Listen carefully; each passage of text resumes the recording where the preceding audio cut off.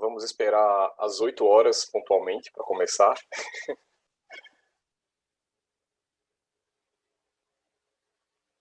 O pessoal está entrando.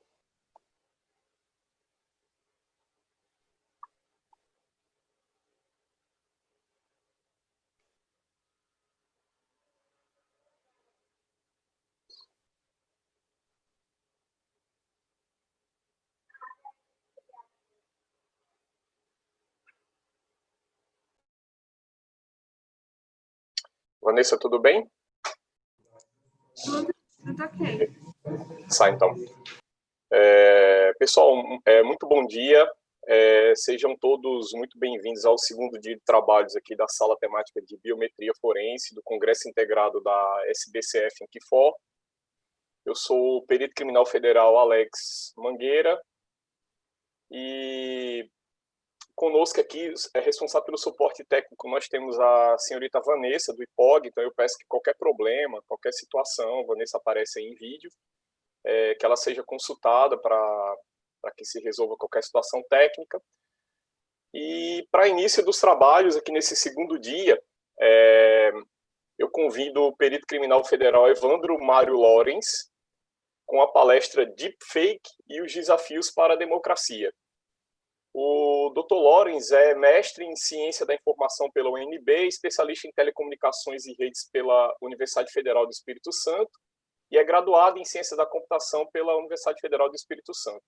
Ele possui várias certificações internacionais, é perito criminal federal desde 2009, lotado no Serviço de Perícia de Audiovisual e Eletrônicos do Instituto Nacional de Criminalística.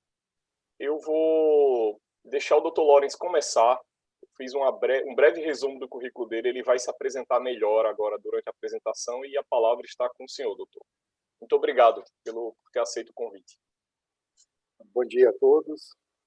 Para mim é uma satisfação imensa, né, atender o convite, é uma honra de fato. Nesse momento aí a gente vai tentar falar de coisas complexas, né? Deepfake, democracia, e como essas coisas estão interligadas. Então, dentro do tempo que a gente vai ter, a gente vai tentar fazer o melhor possível. A gente não deve ter tempo para perguntas e para questionamentos, mas no final tem os meus contatos, aqueles que tiverem interesse podem fazer contato, tirar dúvida depois, conversar mais a respeito. É um assunto que eu adoro, são assuntos que eu adoro, né? A gente pode discutir isso daí. Sem prolongar muito essa fala inicial, vamos seguir, porque tem muito conteúdo para a gente trabalhar hoje. Eu já vou conectar a apresentação aí e a gente já segue.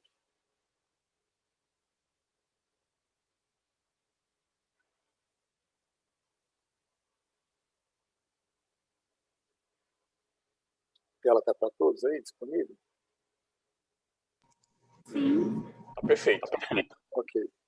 Então, o nosso tema, né, Deepfake, os desafios para a democracia, e uma apresentação breve, né, que a gente já falou, currículo também, o Alex já muito bem colocou aí, a quem eu agradeço, também a Vanessa, né, o trabalho conjunto aí.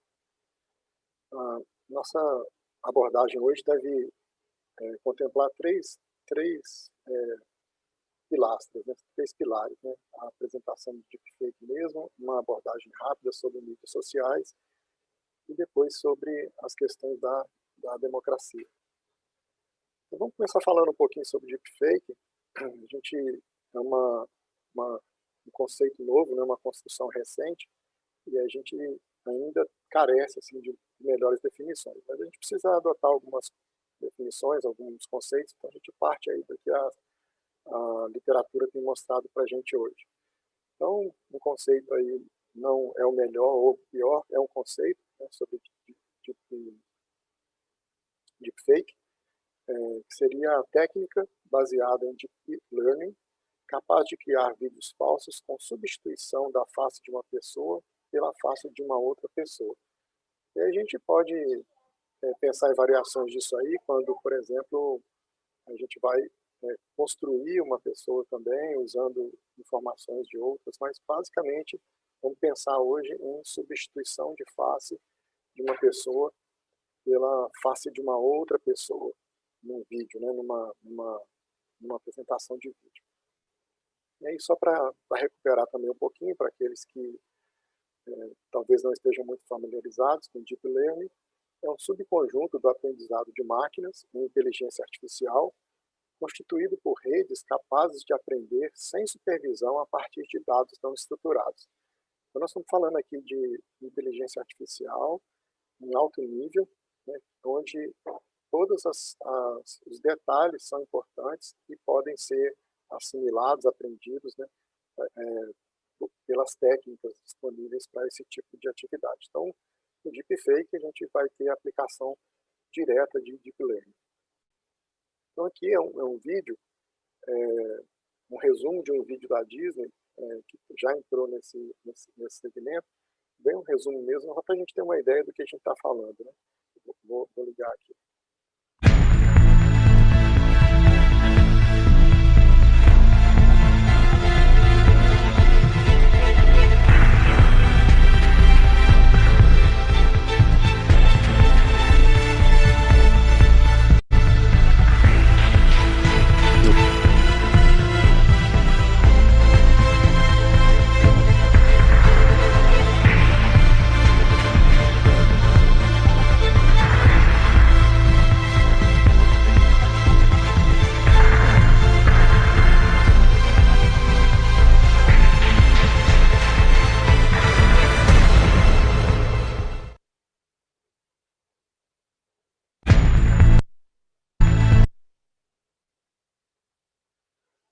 Então, como a gente viu aí, as coisas estão sérias, né? Bastante realista e bastante convincente, né? Algumas das coisas. Aí é uma coisa didática, né? Mais para que a gente possa, de fato, ver, mas é nesse nível que as coisas estão nesse estágio. Então, as aplicações principais do deepfake é a própria indústria do entretenimento, então é onde ele tem tido destaque, né? Como a gente viu aí, a Disney apoiando pesquisas a respeito disso.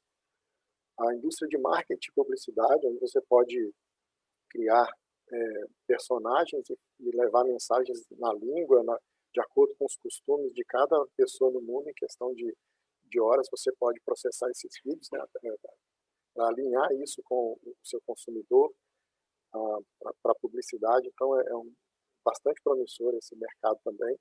A parte de educação, onde você pode também aplicar, né, essa técnica, e mesmo de saúde, né, se você pensar que, por exemplo, uma pessoa não quer se expor numa consulta psiquiátrica, por exemplo, ela pode interagir, né, por meio de deepfake. Então, existem muitas aplicações, muitas mesmo, né? Cada dia a gente vê novidades. E a que a gente vai focar aqui mais é a mais, vamos dizer, perniciosa, né, que seria enganar e manipular pessoas.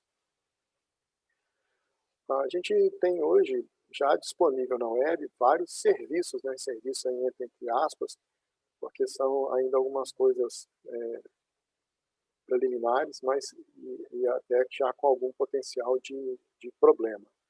Então, um dos serviços que a gente já encontra é entretenimento autorizado com imagens de celebridades. Então, as celebridades emprestam, né, seus corpos, seus rostos para que isso seja feito, né? Obviamente, esse empresta tem um alinhamento econômico entre quem presta o serviço, mas já é um serviço disponível.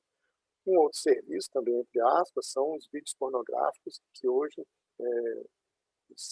representam 96% dos vídeos deepfake na internet.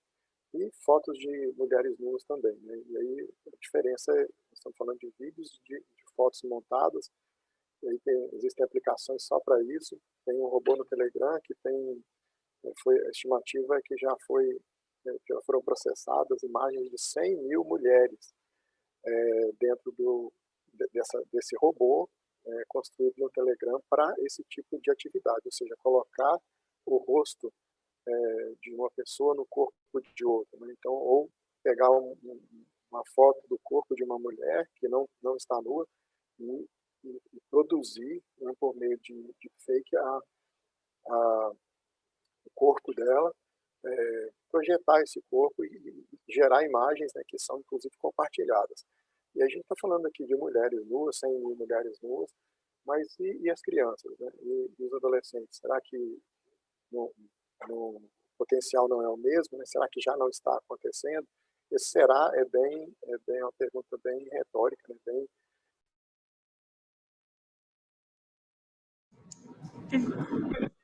Cortou, calma aí. Liga seu áudio novamente.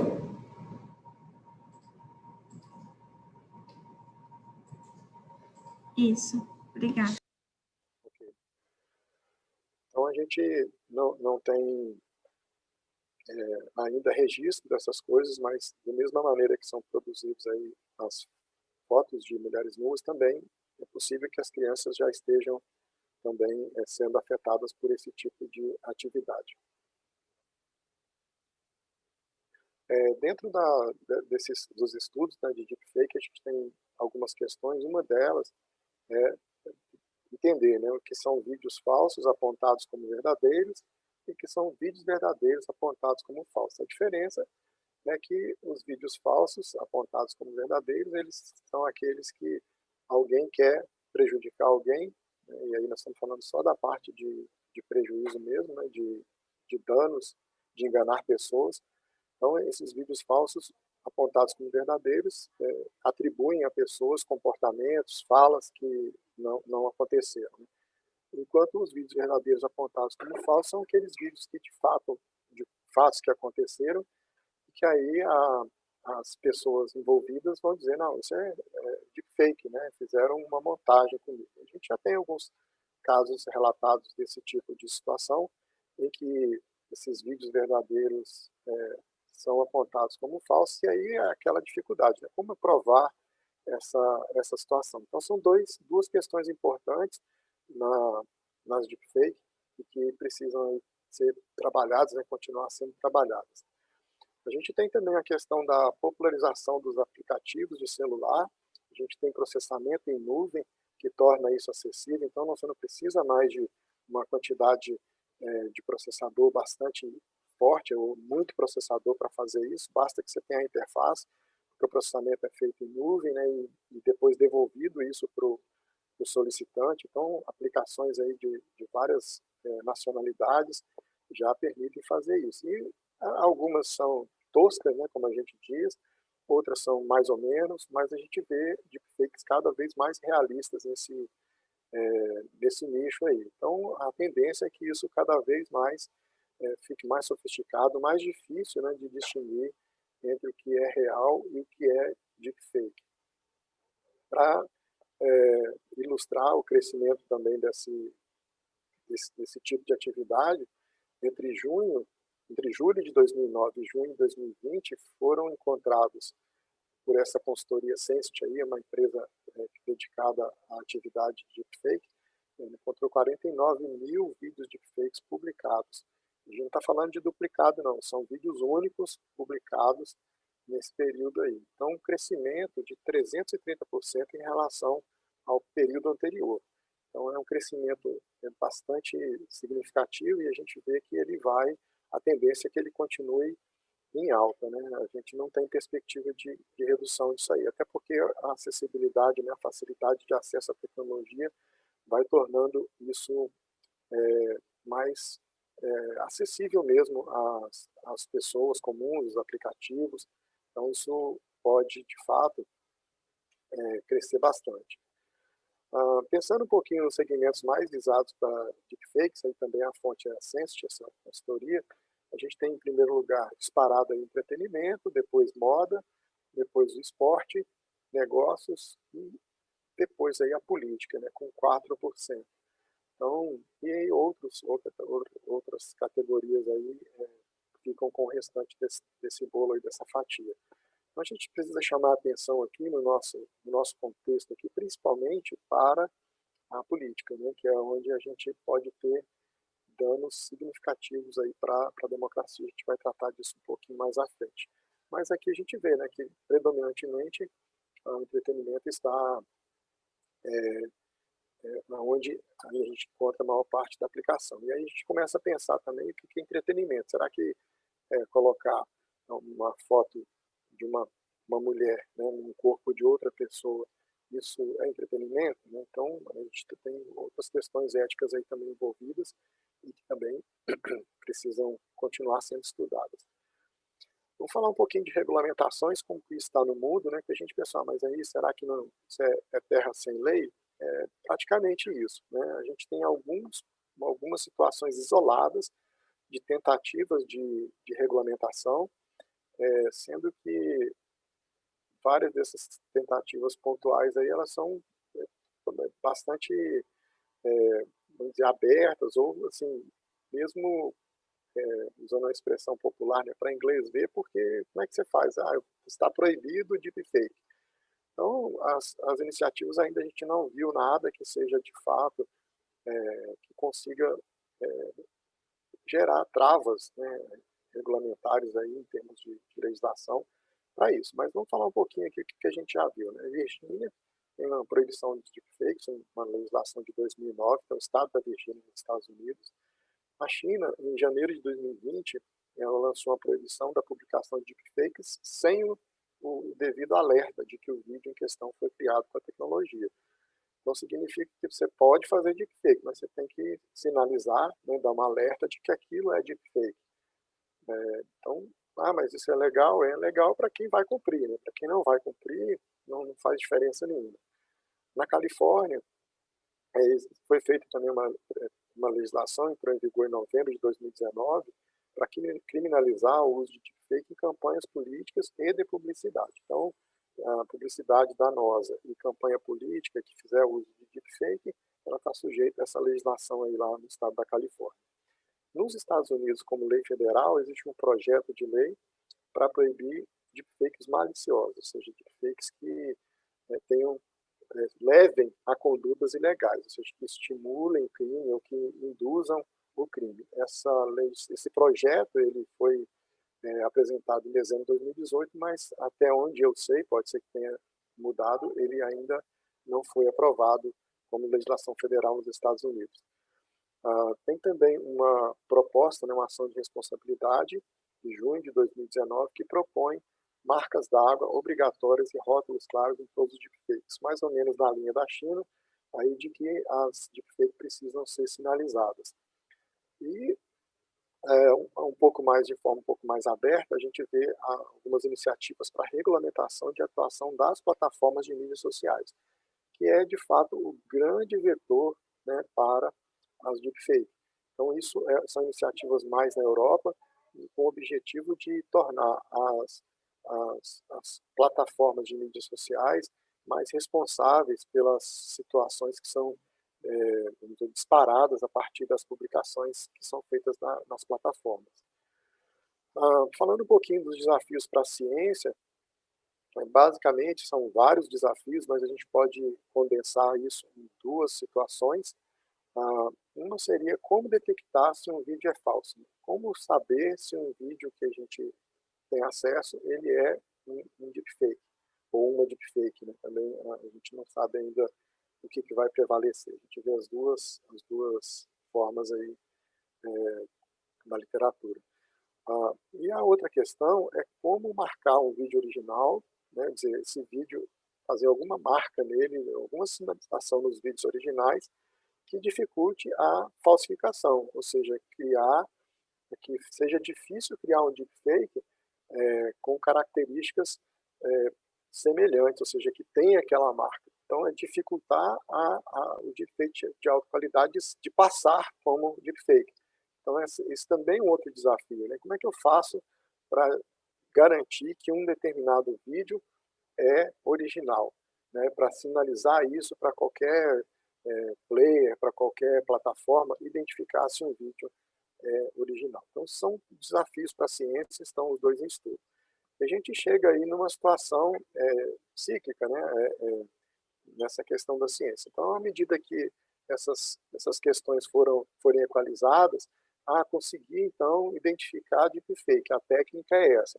Então, a gente vai ter pessoas trabalhando, né, para driblar a técnica que produziu ou que conseguiu identificar deepfake. A mesma coisa com a sinalização. Eu consegui, então, gerar uma marca para os originais. Então, com o tempo, vão surgir as falsificações capazes de contornar isso aí. Então, a gente tem um ciclo, né, do cachorro correndo atrás do rabo, ou o rabo correndo atrás do cachorro, né, depende do referencial que se adota, mas para essa situação de corrida, né, entre a tecnologia em si, né, aquilo que ela pode produzir, as aplicações dela, e vamos dizer, a fiscalização daquilo que é feito com a tecnologia. No campo das pesquisas, em relação ao deepfake, a gente tem muitas pesquisas em várias áreas aí, né? A análise de padrões de piscadelas. Então, segundo especialistas, os padrões de piscadelas são difíceis de reproduzir de maneira convincente nas deepfake. Então, isso poderia ser uma possibilidade. Análise de alinhamento dos traços da face. Então, você também trabalhar com um conjunto de informações dos traços da face poderia, então, ajudar a determinar se um vídeo é fake ou não, né, se é um deepfake ou não. Outra área de pesquisa, os bancos de dados faciais, né, que podem ajudar a desenvolver os estudos sobre deepfake. Remoção de vestígios de manipulação, ou seja, eu fiz a manipulação e agora eu vou conseguir trabalhar na remoção desses vestígios, né, um antiforense aí em cima dos vestígios de manipulação que possam existir. Isso também é objeto de pesquisa.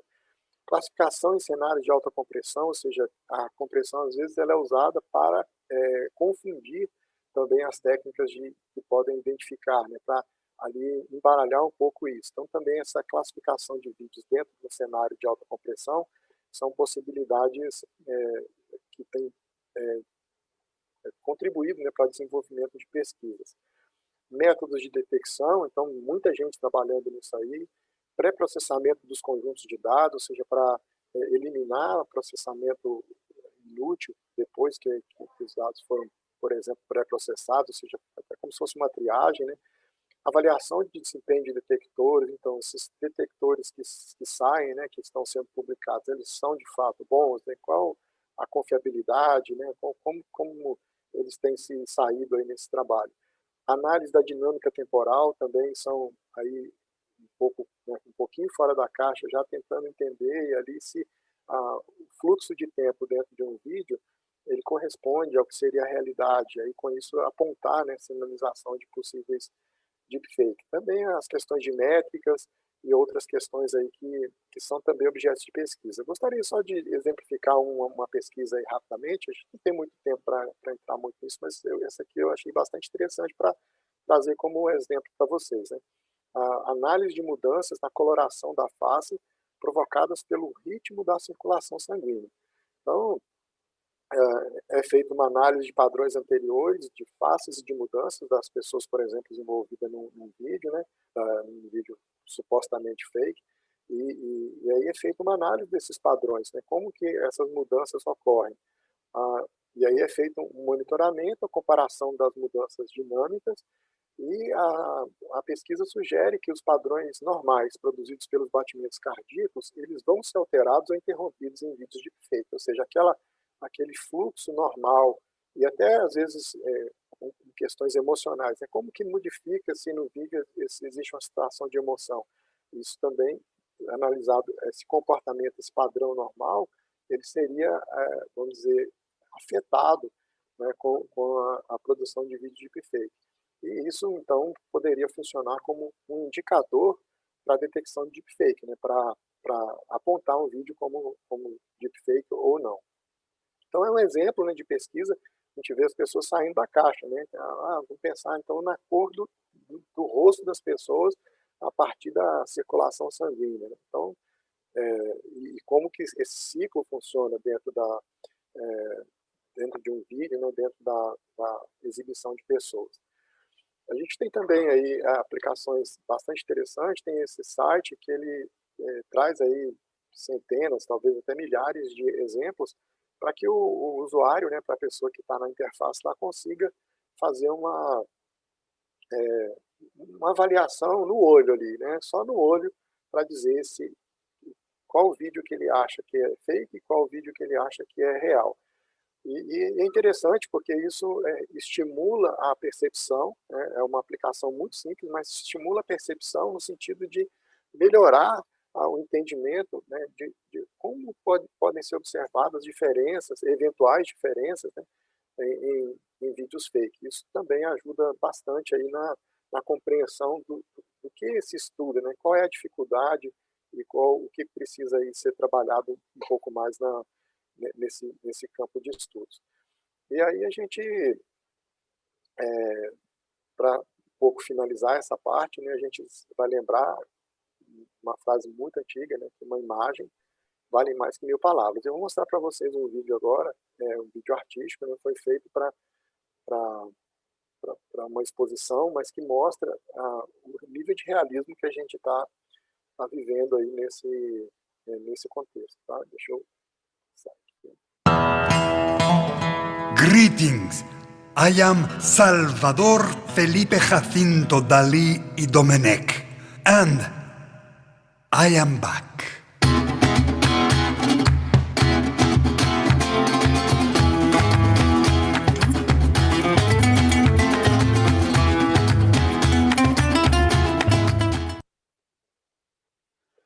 Então, assim como esse vídeo, né, a gente vê hoje várias obras-primas, né? Esse vídeo é muito bem feito, muito bom, né? Quem é mais da área pode encontrar até imperfeições, mas é um vídeo muito bem feito, né? E agora a gente entra um pouquinho aí para falar de mídias sociais, depois a gente volta para amarrar as coisas que a gente está falando por aqui. Então, seguindo aí o contexto das mídias sociais, o que as mídias sociais, de uma forma bem direta, né, o que elas fazem? Né? Colecionam informações pessoais disponibilizadas espontaneamente. Então, quem dá informação para o Facebook? Eu. Né? Eu vou lá e coloco as informações pessoais, aquilo que eu penso de mim, aquilo que eu realmente fiz ou que eu não fiz, eu disponibilizo isso espontaneamente, ou seja, eu quis colocar essas informações lá.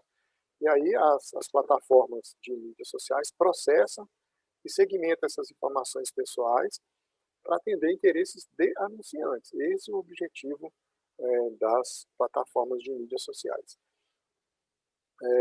E, de fato, né, o que as mídias sociais também fazem? Conectam e mobilizam pessoas por causas sociais com articulação superficial. Então, para engajamento, motivação, as redes são interessantes. Aconteceu um fato num julgamento de uma pessoa e é um fato absurdo. Então, aquele engajamento e a motivação, eles são muito rápidos, né? Acontece ali muito rapidamente, com poucas horas, você consegue mobilizar bastante gente. A questão é que isso é de forma superficial, né? Você não tem um aprofundamento aí, discussões relacionadas a essas coisas. E outra característica das mídias sociais, ou redes sociais, como no Brasil é mais comum dizer, né? Os usuários são dependentes de seus próprios grupos, os que a gente costuma chamar de bolha, né? Eles ficam isolados, impermeáveis a verdades comuns, a situações do dia a dia, que de fato acontecem para todas as pessoas, ou seja, você começa a viver um mundo, uma bolha, né? Aquilo onde todo mundo pensa igual a você, né? São os grupos que você frequenta. Tem um livro muito bom que eu gosto, que é esse livro aí que está à direita, muito bom, ele mídia antissocial, né, o rede antissocial, uma das frases muito contundentes, né, que a gente pensa, que a gente reflete a respeito, é que as mídias sociais não contribuem para o diálogo democrático. Não tem reflexão, não tem debate, não tem deliberação ou discussão aprofundada. Não tem debate, a gente vê os grupos aí se matando, mas é superficial, é raso, né? E aí parte para o xingamento, parte para a ofensa, né? Você não tem ali aquele respeito, né? Aquela situação que você vai debater com alguém ao vivo, no público, você tem um limite ali para ofender, né? Então, até para refletir e se sair da resposta. Na mídia social, você vai lá, xinga e vai embora, né? E deixa o pau quebrar, você não tem o confronto ali. Então, essa discussão aprofundada, ela não é propiciada pelas redes sociais, né? Isso é, de fato, um problema. Uma outra característica das mídias sociais é que elas potencializam a segregação e a polarização política e ideológica. E aí a gente já falou, né, eliminando debate, composição de ideias e a possibilidade de acordos ou consenso. Essa polarização, pessoal, esse slide que eu gosto muito, esse aqui não é uma imagem, não é uma obra de arte, isso aqui é um gráfico produzido a partir de mídias sociais nos Estados Unidos, já em 2014, na verdade, blogs e a polarização, ou seja, os blogs da esquerda, eles têm o pensamento dos seus autores, né? Eles têm um pensamento bastante parecido e eles trocam ali mensagens entre si, ou seja, eles leem e eles compartilham entre eles mesmos aqueles que eles acreditam. A mesma coisa na figura da direita. E a gente vê muito pouca interação entre esses dois mundos e às vezes essa interação a gente sabe como funciona. Né? Então, na verdade, a polarização é isso. Né? Eu tenho uma bolha do lado esquerdo que pensa azul, uma bolha do lado direito que pensa vermelho e elas não conversam entre si. E a gente tem aí o quê? A falta do debate, a falta do consenso, a falta da conversa, que é um dos pilares da democracia. Uma outra característica bem importante, né, e aí a gente volta naquela questão do atender o cliente, né, das mídias sociais trabalharem pelos anunciantes, é que hoje a gente já tem um nível de microsegmentação de público-alvo com base em milhares de pontos de informações pessoal. Isso mesmo, né? No seu perfil da rede social, se você for contar lá, você vai ficar assustado com a quantidade de informações que você colocou, que você poderia ter colocado. Mas você pode pensar que isso não é só aquilo ali. Ali ele tem muitas informações suas e a partir dessas informações ele vai agregar outras, né, que são encontradas, por exemplo, nas bases de comércio eletrônico. Então, não vou dizer todas, né, mas várias entidades que fazem comércio eletrônico, elas vendem suas bases de clientes, ela cria ali um acordo de nível de serviço com quem ela vai vender, vende a base de informações, e aí isso vai ser usado por, pelas mídias sociais e pelos anunciantes para dizer quem é você, né? Pegar o que mexe com você, o que move você, e aí trabalhar numa manipulação direcionada e eficiente. Né? E aí, se a gente pensar do aspecto político, inclusive com foco nos seus medos e instintos humanos. A gente pensar, mas o que seria isso? Né? Então, se você pensar pessoas que têm medo de perder o emprego, será que isso é detectável em perfis de redes sociais? Com certeza. Então, você vai trabalhar numa campanha política em cima do medo daquelas pessoas de perder o emprego. E isso aconteceu na campanha de 2016 nos Estados Unidos. Então, aquelas pessoas que tinham ali medo de perder o emprego, elas receberam mensagens praticamente únicas ali direcionadas para ela, dizendo que os estrangeiros, né, estavam vindo roubar os empregos dos americanos naquela eleição americana. Isso foi usado pontualmente com muito sucesso. Então, eu estou dando um exemplo, mas para todas as coisas, para todos os tipos de comportamento, de medo e instinto, você consegue direcionar mensagens específicas. Né? Mas isso dá muito trabalho. Dá muito trabalho, mas está pronto. Você colocou suas informações lá. Então, o que a rede social entrega para o anunciante é o seguinte: qual o perfil que você quer? Você quer a pessoa que tem medo de perder o emprego? Então, está aqui, são essas pessoas aqui. E aí a mensagem é direcionada para ela com uma eficácia bastante significativa. Né? Isso tem sido objeto de estudos também, e as pessoas têm conseguido ter essa percepção. E a gente vai para uma frase, né, que do Robert Heinlein: você pode influenciar mais rápido 1000 homens se apelar para os seus preconceitos do que se tentar convencer apenas um pela lógica. Então, trocando em miúdos, é muito mais fácil você manipular pessoas por meio dos preconceitos, dos medos dessas pessoas, do que convencer uma pessoa pela lógica. Né? Você vai mostrar logicamente para uma pessoa que um fato é um fato, o esforço é muito maior do que, por exemplo, você trabalhar em cima dos preconceitos que você sabe que ela tem. Como você sabe, a mídia social já identificou. Né? Então, você, com os milhares de pontos de informação que você deixou lá e que são coletados aí em outras, todas as mídias, tudo são construídos bases de dados poderosíssimas, né, que levam a dizer quem é você e onde você quer mexer um parafuso na sua cabeça, onde ele tem que tocar. Né? Então, essa é a nossa realidade. E aí, só para ilustrar aquela questão dos pontos de informação, esse livro à direita aí também é um livro recente, é desse ano, que eu gosto bastante. Brittany Kaiser estava envolvida, né, no caso lá da Cambridge Analytica, então uma história dela aí, né? É bem interessante. Então, num dos trechos do livro, ela diz o seguinte: sinto muito lhe dizer que ao comprar esse livro, aí tem outras coisas, mas você produziu conjuntos de dados significativos sobre si mesmo, que já foram comprados e vendidos ao redor do mundo, para que os anunciantes possam controlar sua vida digital. Exatamente o que eu falei até agora, né? Então, você fez um comércio eletrônico, comprou um livro, eu comprei esse livro manipulado. Então, essa informação de que eu gosto desse assunto, de que tipo de autor eu gosto, ela vai agregar os pontos de informação que eu coloquei na minha mídia social.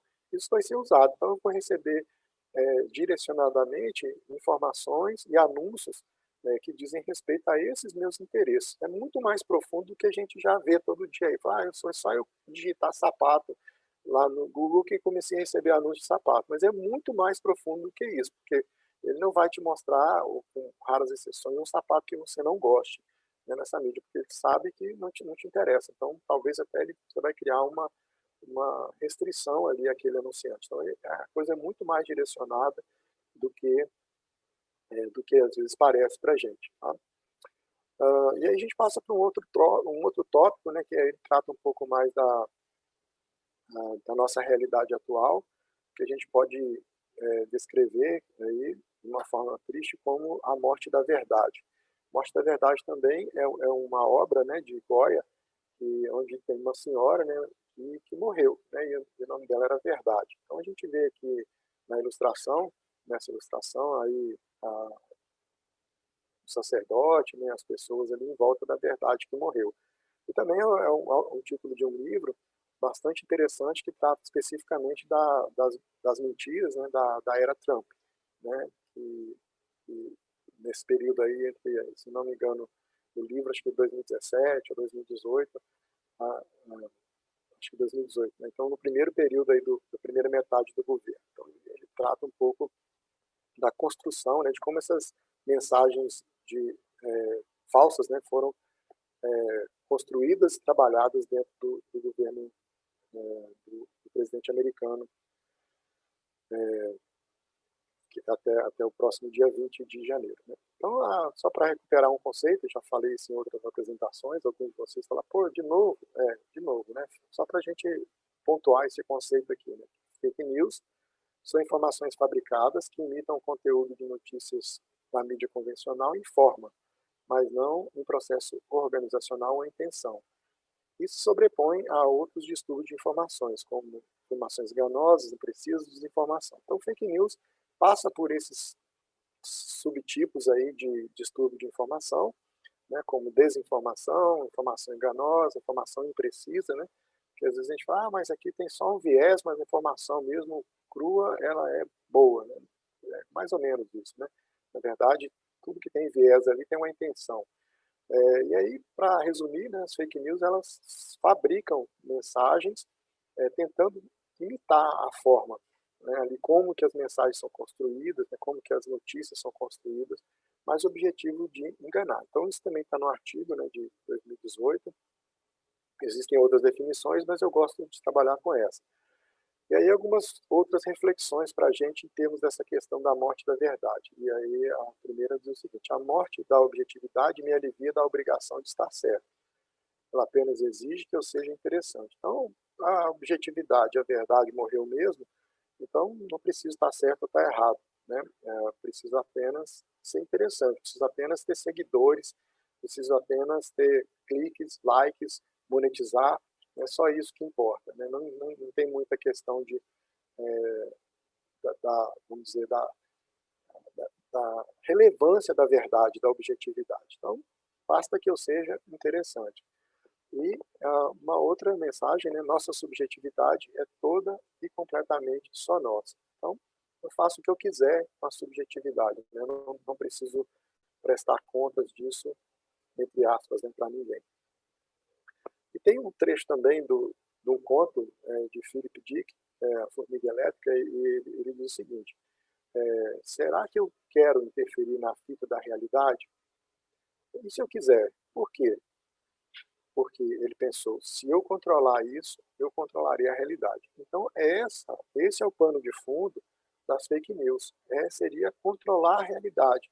Né? O termo da moda hoje é narrativa. Então, se eu conseguir colocar a narrativa como realidade, eu posso controlar a realidade.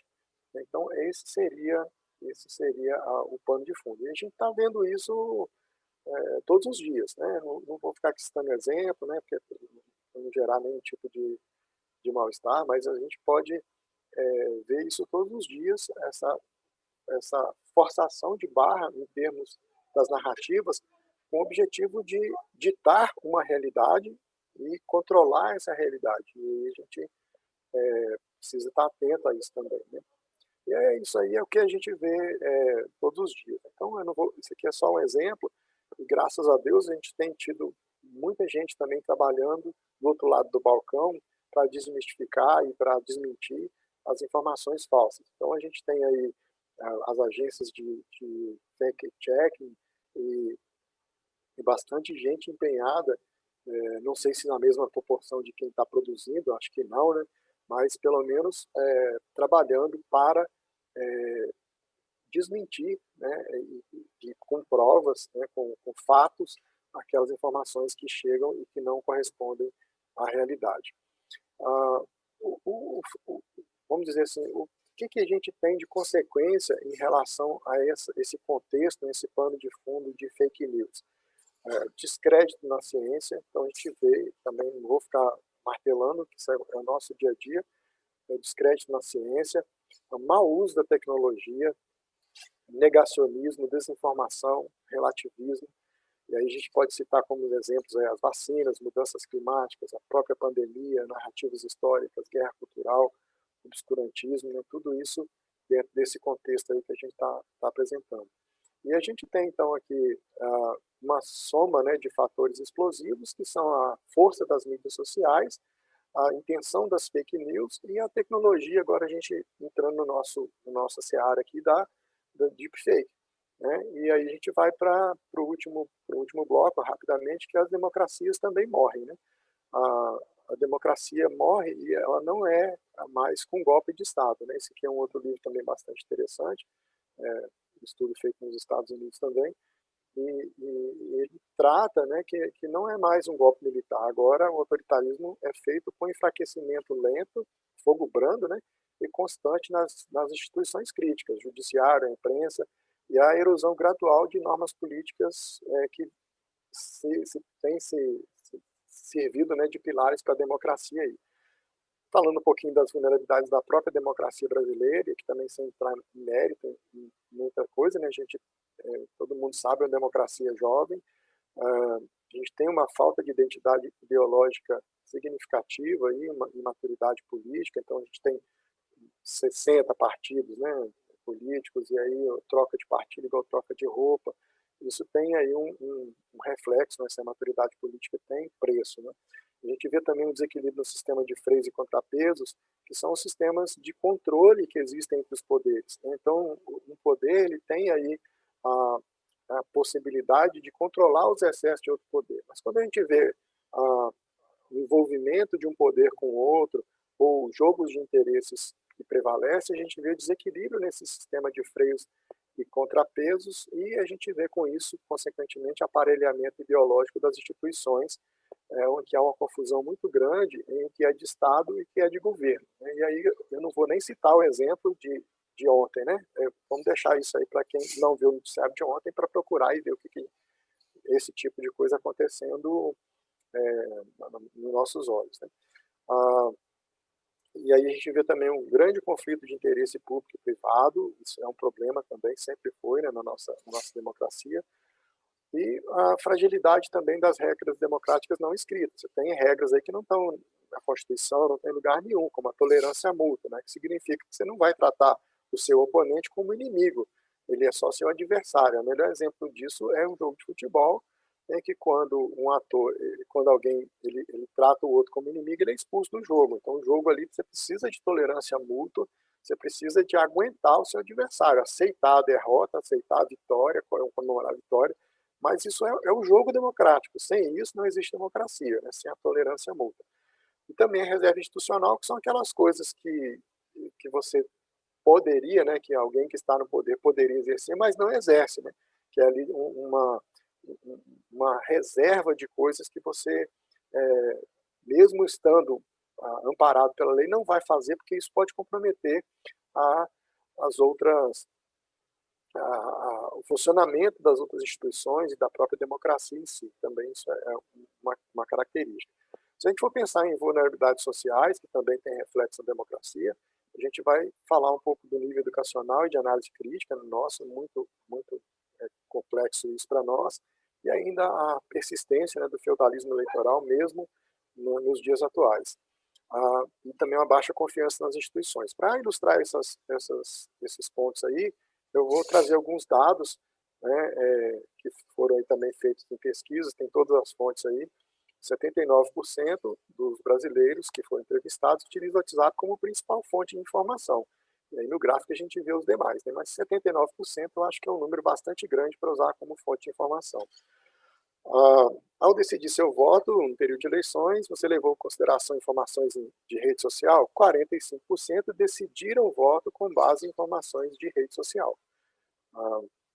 E a rede social está onde? Está em todo lugar. 228,3 milhões de telefones celulares no Brasil. Isso data de setembro de 2020, bem mais do que um celular por habitante. Né? Então, a informação chega em todos os lugares, a rede social chega em todos os lugares, o Facebook chega em todos os lugares, o WhatsApp chega em todos os lugares. Então, isso é uma combinação explosiva. E se a gente for pensar na democracia, 58% estão insatisfeitos com o funcionamento da democracia no Brasil. Opa, então tem um sinal ligado aqui. Tem, mas por outro lado a gente vê que 60% concordam que a democracia tem alguns problemas, mas é melhor que outra forma de governo. Então a gente vê um gráfico aí onde desce e sobe de acordo com o que a gente está vivendo historicamente no Brasil. Sobre confiança nas instituições, a gente vê aí várias instituições, também tem os dados aí das fontes, né, mas 42% não confiam no Supremo Tribunal Federal, 44% não confiam no Presidente da República e 50% não confiam no Congresso Nacional. São números bastante altos para qualquer democracia. Né, e a gente chega na parte final, que são os riscos para a democracia. E a gente vê, então, a escalada autoritária populista, né, ou seja, todo dia tem uma volta no parafuso em relação a essas coisas, autoritarismo, né, o populismo, o enfraquecimento das instituições e do sistema de freios e contrapesos. Então, aqueles controles eles passam a não ter mais eficácia, né, porque já foram desgastados, esgarçados. A redução dos mecanismos de regulação entre as funções dos poderes, do aparelhamento e o controle do sistema judiciário. Isso aqui também é uma consequência grave desse tipo de situação. Alinhamento fisiológico do legislativo, então vamos alinhar, e aí é o que a gente falou, né, do desequilíbrio do sistema de contrapeso. Aí entra centrão, entra todo esse tipo de coisa aí. Isolamento diplomático comercial, ou seja, a gente fica na bolha do país, né? Corrosão do Estado Democrático de Direito, esticar a corda passa a ser a regra, não é mais a exceção, e a gente também imprensa desacreditada, e aí vamos pensar nela só como uma instituição fiscalizadora, a desvalorização da ciência e do conhecimento especialista. Então, tudo isso passa a ser secundário. Isso é muito grave, isso é muito sério. A gente aqui está no ambiente de ciência, então a gente sabe o que significa isso. E a gente vai também para o rumo de perseguições políticas e ideológicas. Né? A gente já vê isso no cancelamento em redes aí, ataques, e isso vai ganhando escala autoritária. O último ponto mesmo, tem acho que 2 minutos talvez, aqui vou tentar explorar aqui algumas intervenções possíveis. Então, primeiro, educação, vou falar isso todas as vezes que vocês me convidarem para a palestra, vou falar. Educação sobre, e agora, né, nesse contexto fake news e deepfake, a interação com parlamentares, a proposta para pressionar por legislações, regulação governamental. Isso aqui, gente, eu sou do seguinte, é melhor alguma regulamentação do que nenhuma, em alguns casos, né, para a gente ter um ponto de partida, vai melhorando. Cobrar das plataformas transparência, né, e o uso dessa tecnologia para combater a desinformação. A tecnologia existe, ela está sendo usada contra para nós, mas ela pode ser usada para nós também, a favor da sociedade. Também a academia precisa de colaboração, precisa de investimento, isso pode ser feito pelas grandes volumes de dinheiro, né, que as mídias sociais acumulam. Apoiar, divulgar e usar os serviços da agência de checagem de fatos, né, que é aquele exemplo que eu dei lá atrás, e apoiar iniciativas que produzam impactos financeiros sobre os canais de disseminação de notícias falsas e discurso de ódio. Então a gente vê que o Giant e outras iniciativas que desmonetizam, né, tiram dinheiro dessas indústrias de fake news, e isso pode ajudar a diminuir esse impacto aí. Responsabilizar os abusos e corresponsabilizar judicialmente as plataformas de mídias sociais por esses abusos, desenvolver ferramentas automáticas para detecção de deepfake e fazer escolhas éticas na nossa própria vida digital, cobrar a ética das empresas que nos fornecem bens e serviços. Para finalizar, a última mensagem, isso aí no discurso, né, da vice-presidente eleita dos Estados Unidos, que seja uma inspiração para nós, né? Vocês transmitiram uma mensagem clara, vocês escolheram esperança, união, decência, ciência e verdade. As referências estão aí, depois para quem quiser pode me pedir. Muito obrigado. E outras dúvidas, pode me chamar pelo e-mail, eu tenho uma continha no Twitter também, tem um canal no YouTube onde eu coloco lá algumas das palestras, algumas coisas que eu participo aí. Então agradeço imensamente aí o Alex, a Sala, a SBCF pelo convite. Estou à disposição de vocês aí nesses canais, assim que vocês tiverem, quiserem entrar em contato, a gente está à disposição. Muito obrigado. Muito obrigado, Dr. Lorenz. Uma excelente explanação. É um tema bastante latente, né? Bastante forte nesses dias atuais. Então, a gente está vendo aí as mídias sociais repletas de informações relacionadas a deepfake. Enfim, acho que foi bastante interessante a abordagem e a gente ter trazido isso para a sala de biometria. Pelo avançar da hora, nós pedimos que, se os participantes tiverem alguma dúvida, alguma pergunta ao Dr. Lorenz, por favor, direcione essas perguntas para os canais que ele colocou aí no final da apresentação dele, e ele com certeza gentilmente vai responder a todos os questionamentos, porque é a maneira como ele trabalha usualmente. Dr. Lorenz, muito obrigado por ter aceito o convite e parabéns pela excelente apresentação. Eu que agradeço, muito obrigado mais uma vez e também a todos que participaram, agradeço aí.